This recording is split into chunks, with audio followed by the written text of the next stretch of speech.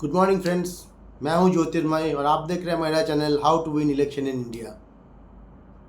काफ़ी दिनों बाद मैं फिर से वीडियो पोस्ट कर रहा हूं क्योंकि मैं कुछ अपने पर्सनल काम में बिजी हो गया था। एनीवे फ्रेंड्स, आज हम बात करने वाले हैं। रिसेंटली एक कंट्रोवर्सी आया हुआ है पूरे इंडिया में कि जो लोग बंगाली बोल रहे हैं उनको बांग्लादेशी बोला जा रहा है। देखिए, इसके बारे में थोड़ा सा हम समझते हैं कि क्या है। इंडिया में वेस्ट बंगाल और बांग्लादेश दोनों का भाषा बंगाली है, दोनों के लोग बंगाली है।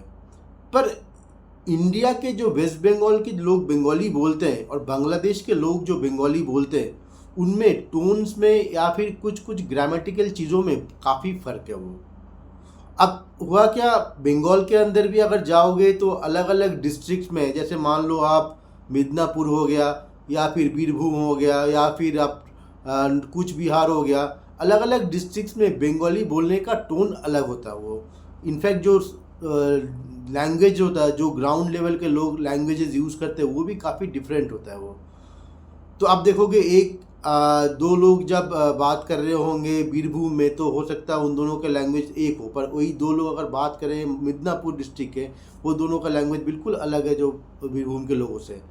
तो ऐसा ही हुआ।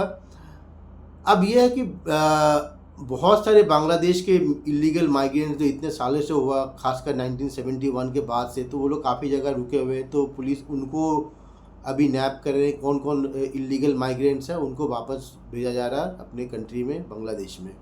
तो ये पूरा प्रोसेस चल रहा है। अब इसमें एक पॉलिटिक्स स्टार्ट हो गया कि एक दिल्ली पुलिस ने वेस्ट बंगाल के जो सेक्रेटरीट ऑफिस है बंगो भवन, उसमें एक लेटर भेजा जिसमें बंगाली को बांग्लादेशी लैंग्वेज बोला गया। अब पूरे नैरेटिव को सोचिए, एक्चुअली हुआ क्या। आज से करीब 10 महीने बाद, आफ्टर 10 मंथ्स, बंगाल में एक बहुत इंपॉर्टेंट असेंबली इलेक्शन है।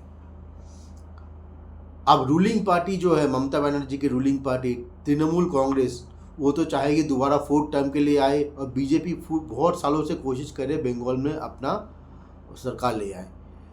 अब बीजेपी का जो मेन उनका एजेंडा था वो था हिंदुत्व।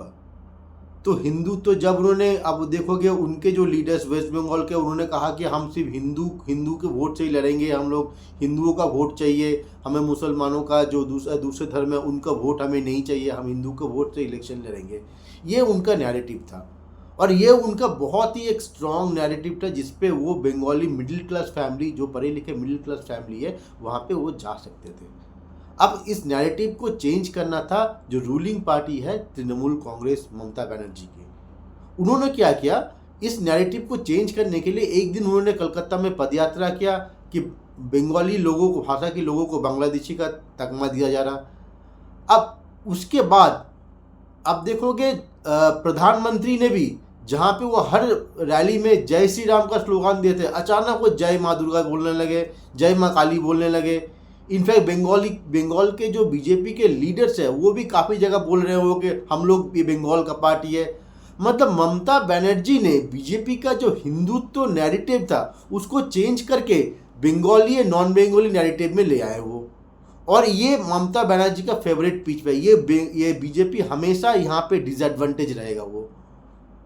तो अब ये क्या है, अब इसमें क्या लगता है कि बंगाल में बीजेपी के पास अभी इतने कोई स्ट्रॉन्ग लीडर था नहीं जो कि उनका नैरेटिव था जो हिंदुत्व, उसको पकड़ के रख सके, उसी रास्ते पे चल सके।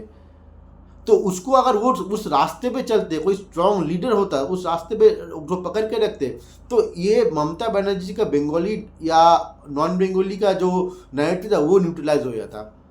पर हुआ क्या, उन्होंने बीजेपी ने अपना नैरेटिव चेंज करके बंगाली नॉन बंगाली पे आ गए वो।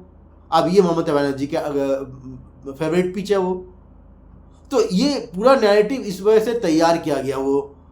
ये हालांकि ये प्रोसेस जो है इलीगल माइग्रेंट्स का, बांग्लादेशी जो इलीगल माइग्रेंट्स है उनको पकड़ने का या फिर उनको वापस अपने कंट्री भेजने का, ये बहुत पहले से ये पेंडिंग प्रोसेस है।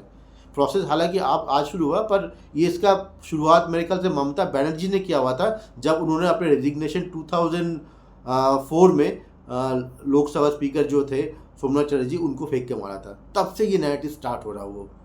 ये प्रोसेस अभी शुरू हुआ। ये पर हाँ, क्योंकि इलेक्शन के वजह से उनका, ममता बनर्जी ने देखा हिंदुत्व का जो नैरेटिव है वो काफ़ी स्ट्रॉन्ग नैरेटिव है वहाँ पे, जो बीजेपी के पास बंगाल में था, और उनको नैरेटिव चेंज करना जरूरी था। और बीजेपी के पास अभी कोई भी ऐसा स्ट्रॉन्ग लीडर नहीं है जो अपने नैरेटिव को पकड़ सके। तो ममता बनर्जी ने सक्सेसफुली क्या किया, उनके नैरेटिव को हिंदुत्व से चेंज करके बंगाली नॉन बंगाली के पिच पे ले आए। और ममता बनर्जी पूछे उसको, उनको पता है इस पिच पे कैसे खेलना है, तो मतलब क्या, अब बीजेपी एक डिफेंसिव अप्रोच पे ले आए। अब उनको समझाना पड़ा लोगों की वो बंगाल के पार्टी है, उनके लीडर्स को बताना पड़ रहा है कि हम बंगाली है। तो ये पूरा नैरेटिव को इस तरह सेट किया गया, और अनफॉर्चुनेटली बीजेपी ने उस ट्रैप में, जो ममता बनर्जी ने ट्रैप तैयार किया, उस ट्रैप में पैर दिया, जाके पैर दे दिया उसने। अब सवाल है कि आगे बीजेपी को क्या करना है। बीजेपी ने अब तक तो पिछले कुछ महीने में हिंदुत्व छोड़ के बंगाली नॉन बंगाली पे आ गए। अब उनको वापस अगर अपने ट्रैक पे जाना है तो उनके लिए फिर उस तरह का एक स्ट्रॉन्ग लीडर चाहिए, जो कि अपने, जो उनका मेन एजेंडा था हिंदुत्व, उस पे वो लोग होल्ड कर सके। बल्कि ममता बनर्जी को बंगाली नॉन बंगाली का जो उनका एजेंडा, उसको छोड़ के हिंदुत्व के एजेंडा में ले आए।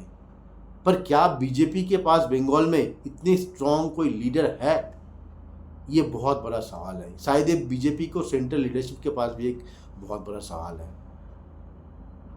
तो आज के लिए मैं इतना ही कर रहा हूँ। उम्मीद करता हूँ मेरा वीडियो आपको पसंद आए। अगर आपको पसंद आए तो लाइक करिए, शेयर करिए, और आपके जो भी कमेंट्स है इसमें कमेंट्स बॉक्स में डालिए। आपकी कमेंट्स हमारे लिए मोटिवेशन है और बेहतर से बेहतर वीडियो बनाने के लिए। मेरा वीडियो देखने के लिए थैंक यू एंड आप सबको बधाई, आप सबको थैंक्स अ लॉट।